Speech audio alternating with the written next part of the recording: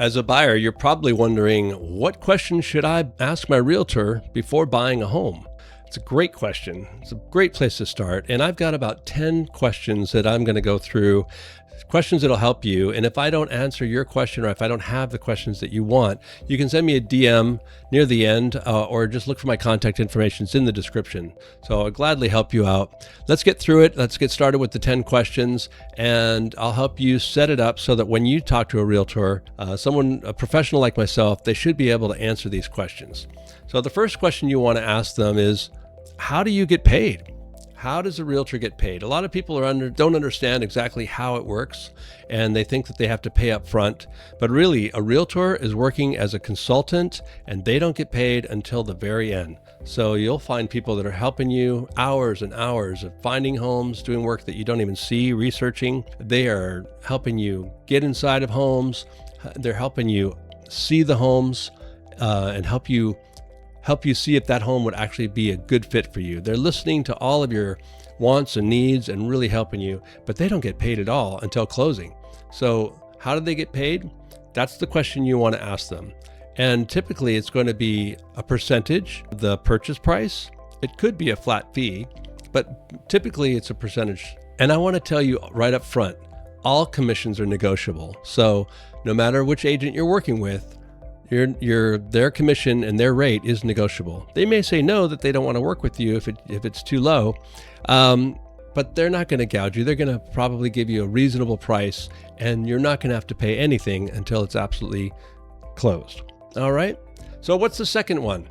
The second question is, what am I signing? What do I mean by that? Well, you're going to be getting a lot of contracts, and you want your agent to at least be able to go over them. They're not attorneys.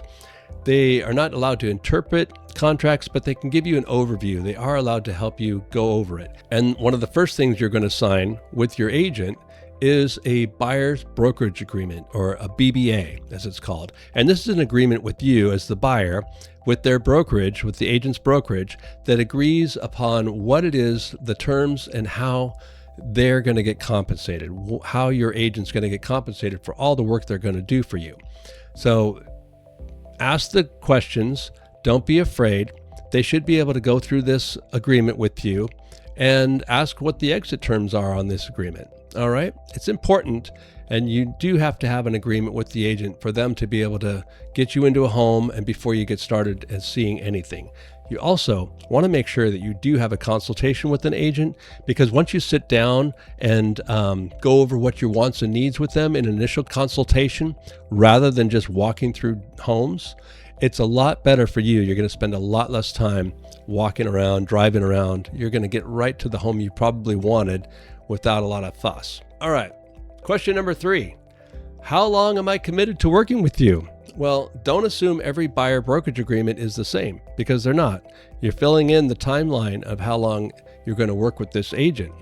And you want to know, really, all right, if we're not in agreement, if we're not in alignment, and I really don't care to work with you, how do we exit this thing, and how am I not trapped into it? You don't want to get locked into a contract that's with somebody that you don't want to work with.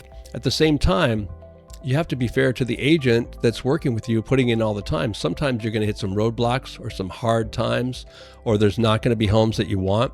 And it's not necessarily the agent's fault. It's just that there's not that many homes out there. So you really want to find out how you're exiting that contract. Personally, I typically try to be an easy exit. My reputation is more important to me than having a client give me a bad review or tell me that they're just not happy with me. So I would try to find a way to exit the contract with the buyer if we're just not happy working with each other. Question number 4, how are you going to represent me? So there's different representations in different states. And in the state of Florida, we're presumed to be transactional, and we can also have a fiduciary relationship with you. So I typically like to have a transactional relationship, and at the same time, I do like to be a fiduciary to my clients. You have to ask your realtor what their role is and have a discussion about whether they're going to be a transaction broker or whether they're going to be a fiduciary and represent you. So they can explain that when you're sitting down with them. Question number 5, what exactly are you going to do for me? This is a big one. An agent's going to do a lot for you, a lot of things that you don't see, but you want to have an idea. What are they going to do? How are they going to find listings for you? Honestly, today, finding listings isn't that hard anymore. You can find them online. The value that the agent's bringing is what you want to find out. A great agent's going to help you negotiate. They're going to help you sort through homes that are just not what you wanted. And that's why I talked earlier about having a consultation. You really should have a good consultation, trying to find out what your wants and needs are, and be open to readjusting what those wants and needs are as you go through the process of looking through homes. And you've got to communicate this with your agent, because they try to be mind readers, but they're not. We're not. And answering questions and being attentive, it really makes a difference. It'll make you happier. It'll make the process go better. But what are they going to do for you? They're going to do a lot of things, do a lot of searching. A great agent doesn't just put you on a drip campaign and let you choose. They're going to do a multiple of things. They're going to help open up a campaign that allows you to see different properties on your own so you can search, and you need to bring those to their attention, and they're going to be searching as well. And they're going to be setting up homes, setting up showings. It's a long process doing all of this setting up. And then once it gets down to the more important parts, negotiating the home and then helping you get through the contract, that's huge. That's probably one of the most important parts, is helping you walk through the contract and negotiating a great price. And getting to the closing table, navigating all the pitfalls, that's where your agent really comes into play. In fact, so much so that some agents use a showing partner, and they have someone take you out, they show you the property, and the agent, you go back to the agent with the showing partner, and they go over the home that you selected, and they do the negotiations and help walk you through to the end. So that's how important the other part of it is, after during the contract, during the negotiations, and walking you all the way through the process to the closing table. That's huge. That's where you really want a great agent. Number 6, how well do you know Sarasota? If you're retiring in Sarasota, Florida, well, that's a good question to ask, right? You need somebody that knows the area. I've been helping folks since, 2009, my wife since 2007. So we really know the area well, and our team does as well. So we can definitely help you with that. We've been in all the Sarasota, Bradenton, Lakewood Ranch, Venice, all those areas. And so we know a lot about selling homes because we've helped so many clients. And your realtor should be able to help you too. If you're buying in the area, they not only need to understand houses, but they need to understand the areas, and they need to understand contracts. They need to understand a lot of different things that go into buying a home or a condo. Question number 7, do you have experience working with people like me? That's a good question. And you need to tell them what kind of person you are and who you are, and they've got to be interested in you. And if that's not a match, if you find you're not a match, then maybe you need to look for a different person. But it's great to ask them. You need to let them know that you're relocating, or whether you're local or you're just downsizing, or what you're doing, and if they've worked with someone like you before so that they can help you. And if they haven't, well, you need to at least find out what kind of experience they have working with others, and will it work with you? So, question number 8, are you going to help me find the right home? Well, of course they're going to find you the right home, aren't they? That's what we expect them to do. That's what you'd expect me to do if you hired me. Well, the perfect home's not always out there, but the research process is. And the research process, again, starts with a consultation. Sometimes our buyers, they don't want to sit down for a consultation. They just want to go see some homes. I saw a home online. Can you show it to me?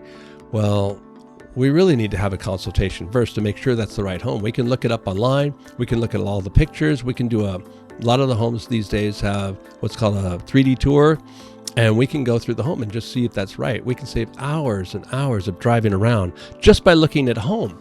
So online on the multiple listing service. So it's really important to sit down and make sure that the agent's a good fit for you and that they understand your wants and needs. So that's why you're going to ask them, how are you going to find me the right home?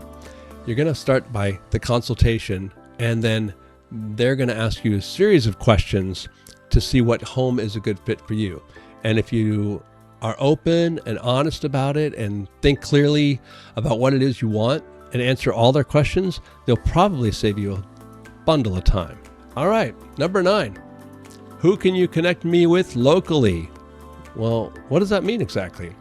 Buying a home usually involves other people. It involves, you're going to have movers, you're going to have different people that are going to help you get the home ready for market. You're going to need electricians or painters sometimes. Sometimes you want to upgrade, and you're going to need different resources. I personally have a spreadsheet full of people that are available to help my clients. So we've got all the different resources, all the different things. So you want to make sure that the realtor you choose has local professionals and that they have them at the ready. And if they don't have anybody, that they have resources to get them from their other colleagues. All right, number 10 probably is one of the great questions. It's an important question. You want to ask them, are you a realtor? And you don't want to just get a real estate agent. You want a realtor. A realtor is actually they've taken additional classes. They're constantly updating. They have codes of ethics that they have to follow, and they have to abide by different standards than just a real estate agent, somebody with a license. So you want to make sure you get somebody that's really dialed in. Now, if I didn't answer your question, or you've got more of them, please just leave me a DM, let me know, and I'll help you out. I'm John Buetergerds with World One Home Group at KW Suncoast, and I look forward to helping you.